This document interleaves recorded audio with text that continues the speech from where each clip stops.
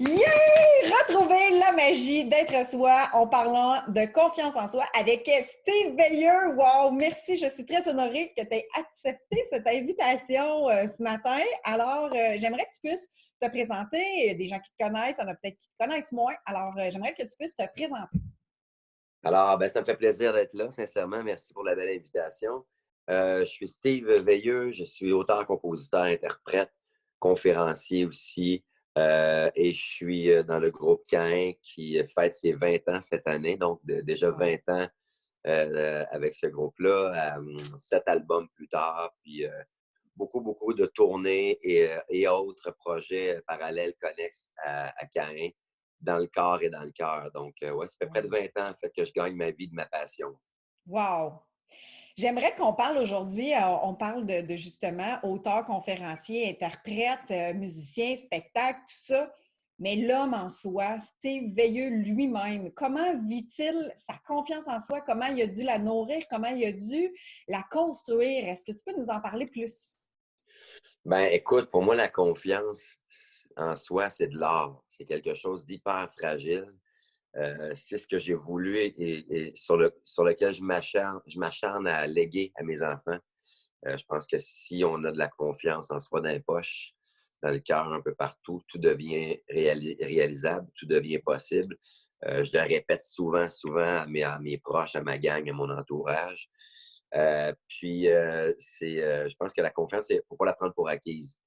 Même si en avançant dans un certain milieu, on peut en acquérir davantage. Ça demeure quelque chose de très, très fragile. Oui. Puis c'est la base de tout. C'est vraiment la base de tout. Pour moi, ça va nourrir l'envie d'écrire un album ou de monter sur scène ou de me jeter dans l'eau sur un projet que je connais moins, me jeter dans l'inconfort.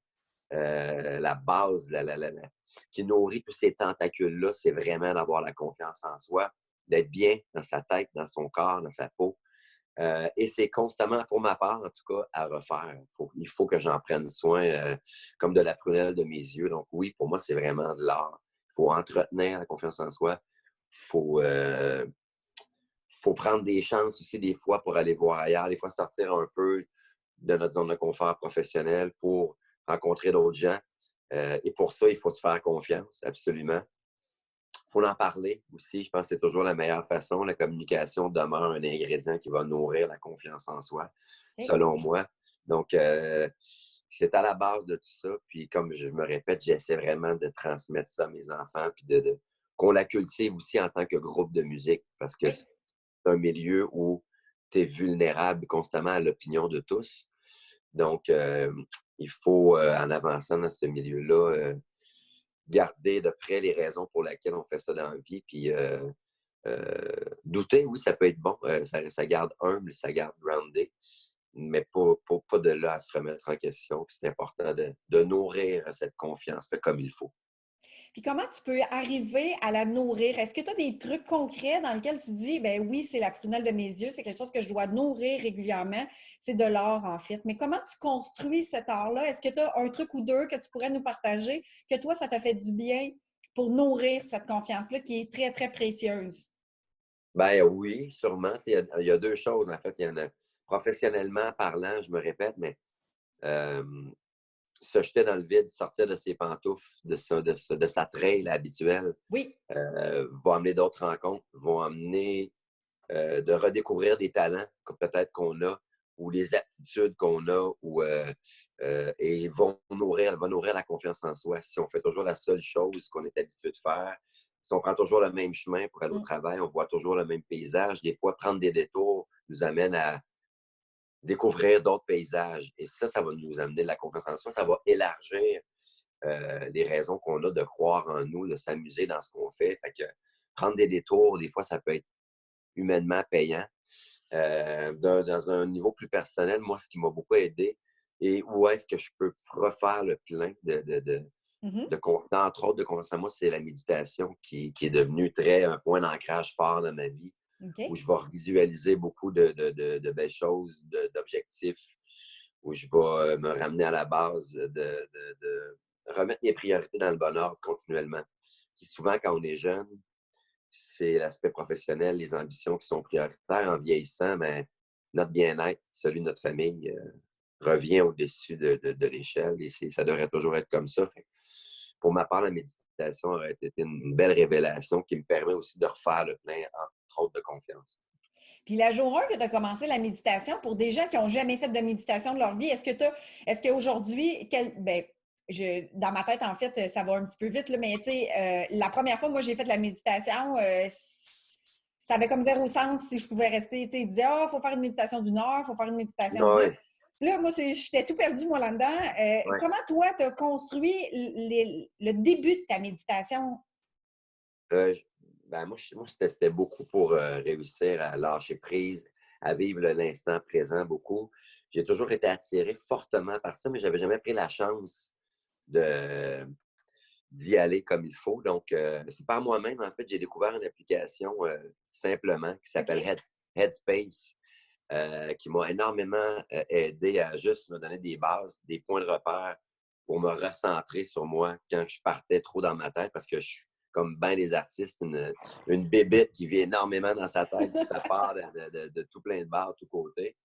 Donc, cette application-là m'a donné des fondamentales, vraiment les basics à suivre puis pour travailler des points précis. Au début, c'était peut-être plus de gérer mes angoisses, l'adaptation à des nouveaux changements dans ma vie, les relations interpersonnelles. Bref, il y avait plein de choses que je voulais travailler. Donc, une semaine, je pouvais m'attaquer ou travailler plus un aspect de ma vie et méditer en fonction d'eux, toujours avec cette ligne de conduite-là, cette application-là. Et éventuellement, à force d'en faire, ben, j'ai étiré mes séances, je les ai fait par moi-même. Des fois, je reviens aussi à ça.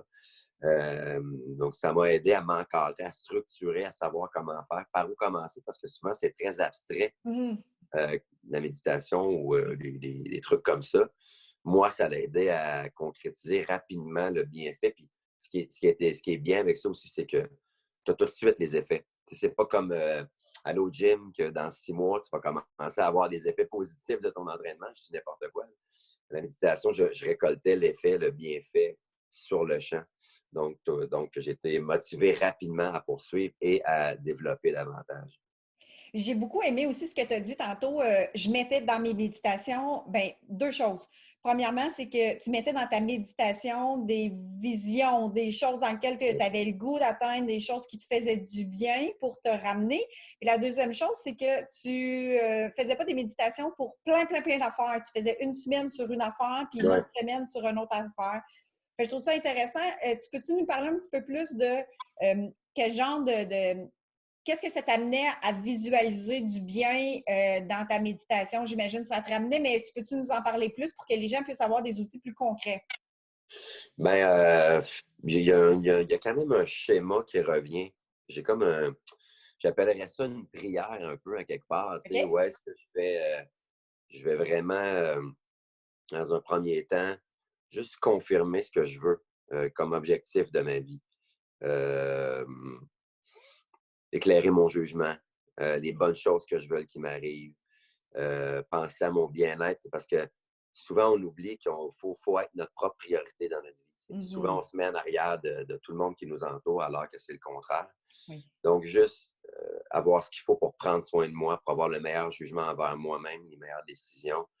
Et si je suis bien, ma famille va aller mieux, mes amis vont aller mieux, ma carrière va aller mieux, tout ça. Donc de focusser sur mon énergie, mon jugement, mes décisions. Donc, il y a un peu une forme dans un premier temps, quand je médite, de prière sur mes certitudes, mes priorités, ce que je veux qui m'arrive de bon, d'éclairer mon jugement, tout ça.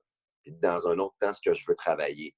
Donc, si cette semaine, j'ai une semaine plus stressante, plus angoissante, avec plus de remise en question peut-être sur ce que je fais, je vais m'attaquer à ça.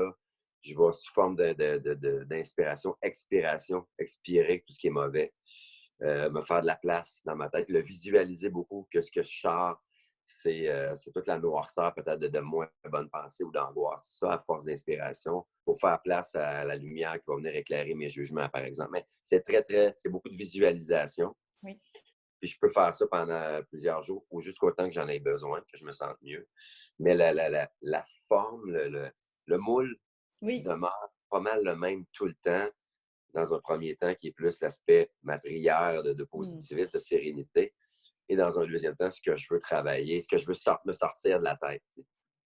Pour amener plus de lumière, plus de clarté. Parce que souvent, on se laisse embrouiller, justement, qu'est-ce que tu disais tantôt, par l'extérieur, parce que tout ce qui nous se passe, tout ce qui se passe dans notre vie, tout ce que les autres peuvent penser, tout ce que, tu sais, dans le fond, puis ce que tu dis, c'est qu'avec cette méditation-là ou avec ce temps d'arrêt-là, ça te permet de te recentrer sur toi, c'est-à-dire de te laisser la priorité de rayonner pour pouvoir rayonner pour les autres aussi après. C'est ça, exactement. Wow! Pas avoir peur de d'être la priorité de sa vie, tout simplement. De se le dire, de Exact. se le répéter aussi. Il y a plein de choses à travers la méditation que dans une journée, je vais me répéter ou je vais juste, peu importe, je suis où, je suis en train de prendre une marche ou de travailler ou dans mon auto pendant à une lumière rouge. Je vais me ramener exactement dans le moment présent de la chose que je suis en train de faire, la plus banale. C'est à chaque fois que je vais me lever ou me rasseoir, qui est un geste qu'on fait 200 fois dans une journée, je vais en prendre conscience de ce geste-là. Donc, à chaque fois, ça va me ramener dans le moment présent. C'est tous des petits trucs comme ça dans une journée que tu peux aller rechercher tout en fonctionnant là, dans ce que tu as à faire. Qui ramène toujours à nourrir sa Au confiance présent. quand on est dans le présent, Ouais. quand on est dans le moment présent. C'est-à-dire que là, présentement, je suis en jasette avec toi. Je suis dans le moment présent. Je ne suis pas en train de penser à plein d'autres affaires tantôt, après, whatever. Je suis 100% présente avec toi. Pour moi, c'est de se ramener au moment présent, peu importe c'est où, dans l'auto, en marchant ou whatever.